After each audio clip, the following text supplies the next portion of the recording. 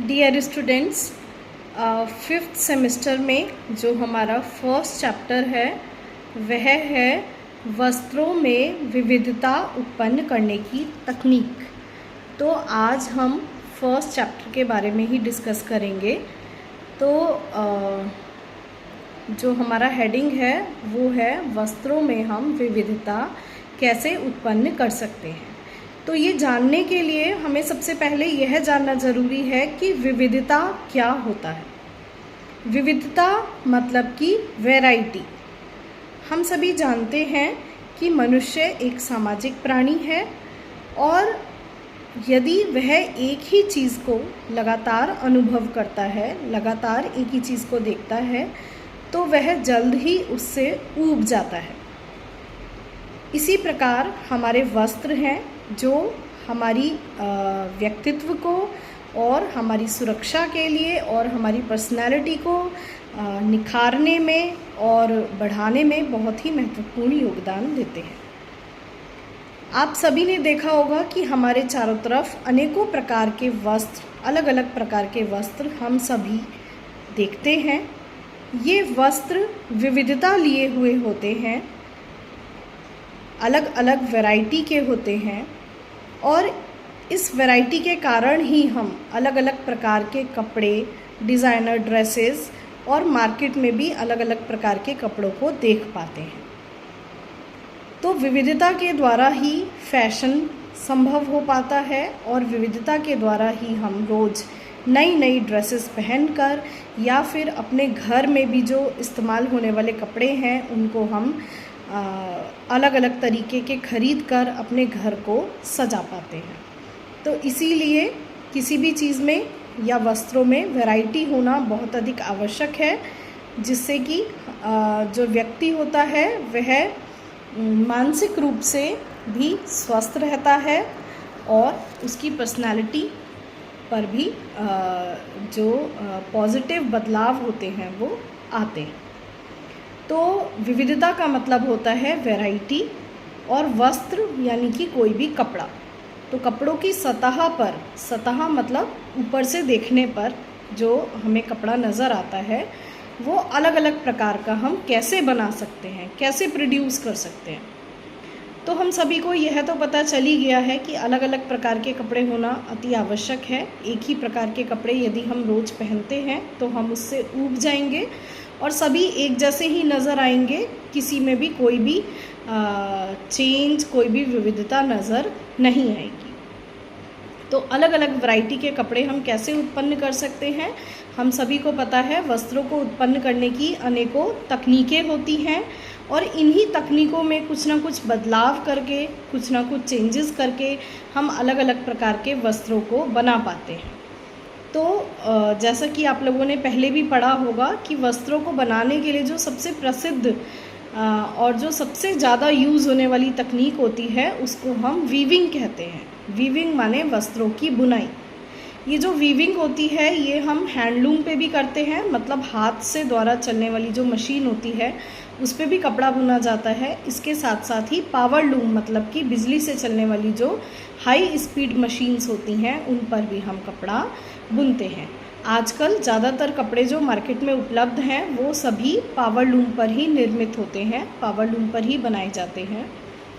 तो जब भी हम किसी वस्त्र की बुनाई करते हैं तो उसमें हम जो ताना और बाना होता है उसके धागों से वस्त्रों की बुनाई करना प्रारंभ करते हैं। जब हम वस्त्रों की बुनाई करते हैं तो ताने और बाने को आपस में उलझाने का जो पैटर्न होता है, जो तरीका होता है, उसमें हम कुछ ना कुछ बदलाव कर सकते हैं और उस तरीके में बदलाव करके हम वस्त्रों के विभिन्न डिज़ाइन प्राप्त कर सकते हैं। आप लोगों ने देखा होगा कि जो बुने हुए वस्त्र होते हैं उसमें भी अलग अलग प्रकार के डिज़ाइंस आपको देखने को मिल जाएंगे। जैसे आप बेडशीट्स देखते हैं, पहनने वाले कपड़े देखते हैं, साड़ियाँ देखते हैं। साड़ियों में बुने हुए जो डिज़ाइंस होते हैं वो बहुत ज़्यादा प्रचलित हैं। उसके अलावा आप पर्दे, कुशन कवर, सोफ़े के कवर आदि में बुनाई के अलग अलग प्रकार के डिज़ाइंस को आसानी से ही देख सकते हैं। इन डिज़ाइंस की वजह से ही अलग अलग प्रकार के बुने हुए वस्त्र हमें प्राप्त हो पाते हैं। तो बुनाई में जो जो वीविंग है उसमें जो बुनाइयाँ होती हैं वो दो प्रकार की होती हैं, साधारण बुनाई और जटिल बुनाइयाँ। तो साधारण बुनाई जैसे हमारी plain weave, rib weave, twill weave, इन सबको भी हम अलग अलग तरीके से बनाकर कपड़ों पे वैरायटी उत्पन्न कर सकते हैं। इसके अलावा हमारी जैकार्ड और डॉबी वीव होती हैं, जिसके द्वारा हम बड़े से बड़ा डिज़ाइन भी वस्त्र पर बना सकते हैं और विविधता लिए हुए अनेकों प्रकार के वस्त्र हम उत्पन्न कर सकते हैं। अभी दूसरी जो तकनीक है हमारी, जिसके द्वारा हम कपड़ों पर विविधता उत्पन्न कर सकते हैं, वह है निटिंग। निटिंग यानी कि स्वेटर वाली जो बुनाई होती है, हम सभी घरों में जो सिलाइयाँ होती हैं उनका प्रयोग करके निटिंग करते हैं, मतलब कि स्वेटर बुनते हैं। आजकल निटिंग भी बिजली से चलने वाली हाई स्पीड मशीनों पर की जाती है। और आप लोगों ने देखा होगा वीविंग के बाद जो सबसे ज़्यादा जिन वस्त्रों का प्रयोग किया जाता है वो निटेड वस्त्र होते हैं। तो निटिंग को हम हिंदी में बुनाई ही कहते हैं और इंग्लिश में उसको निटिंग कहते हैं।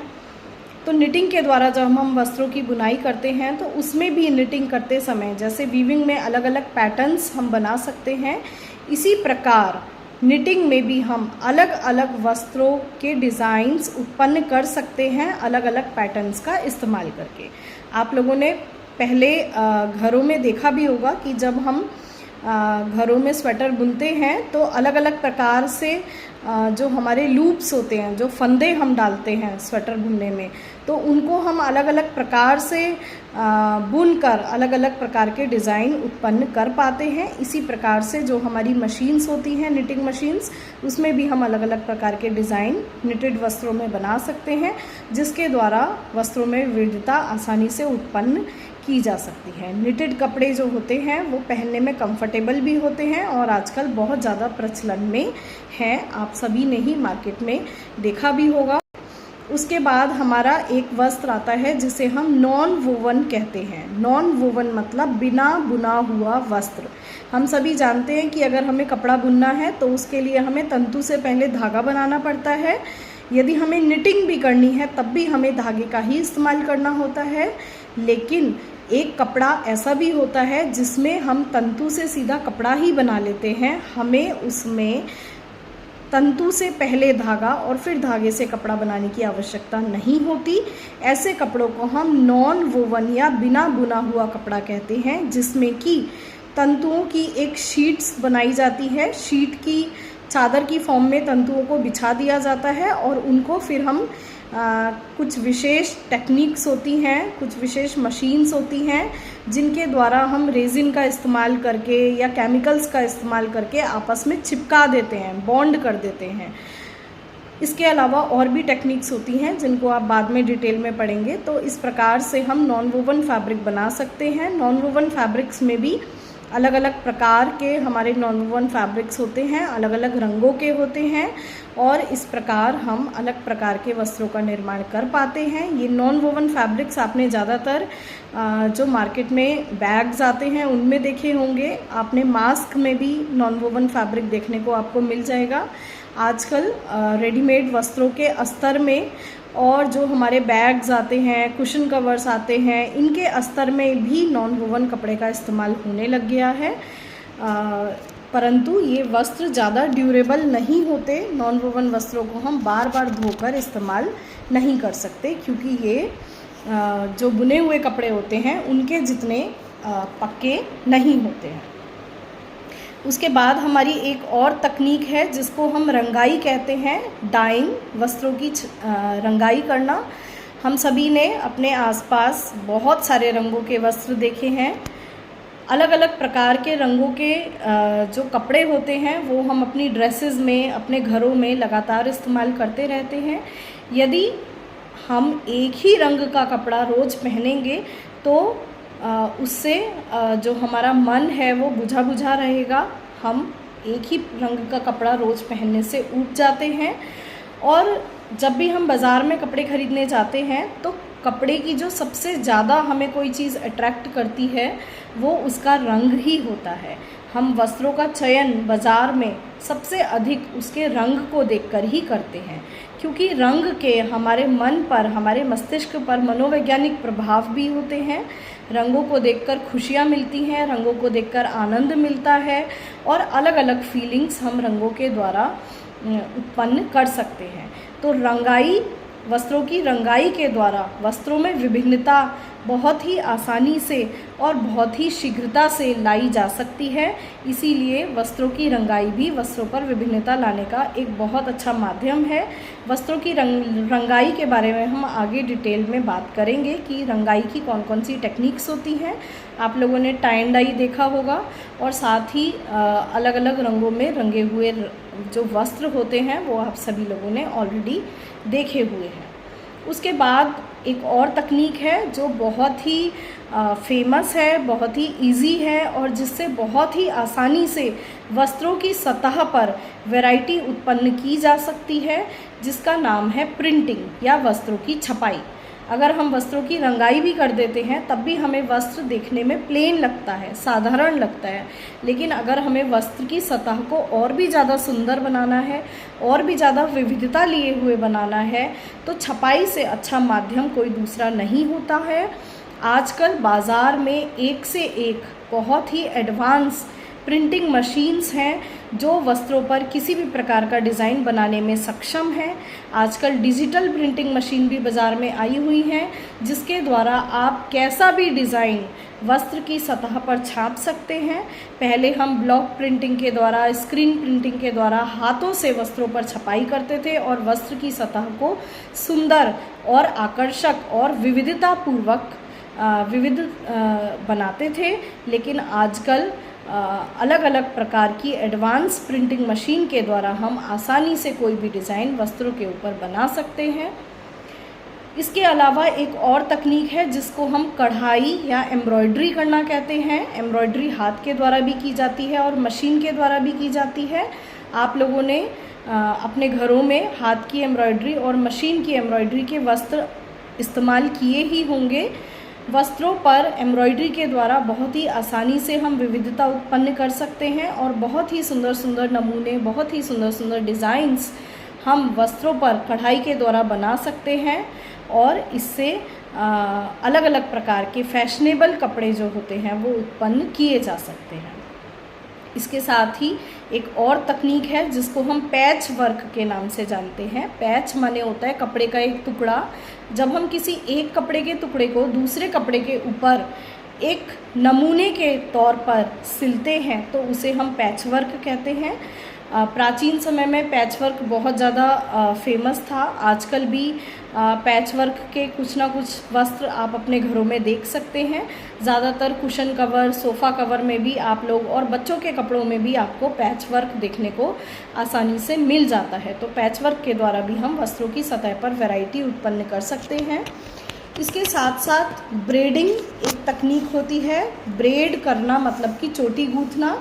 आप लोगों ने जूतों की लेस, मालाएं और वस्त्रों पर लगने वाली जो डोरियां होती हैं और भी कुछ पतले पतले वस्त्र ऐसे देखे होंगे जिनमें ब्रेडिंग तकनीक के द्वारा जो कपड़ा होता है वो बनाया जाता है और इस प्रकार कपड़ों पर विविधता उत्पन्न की जाती है।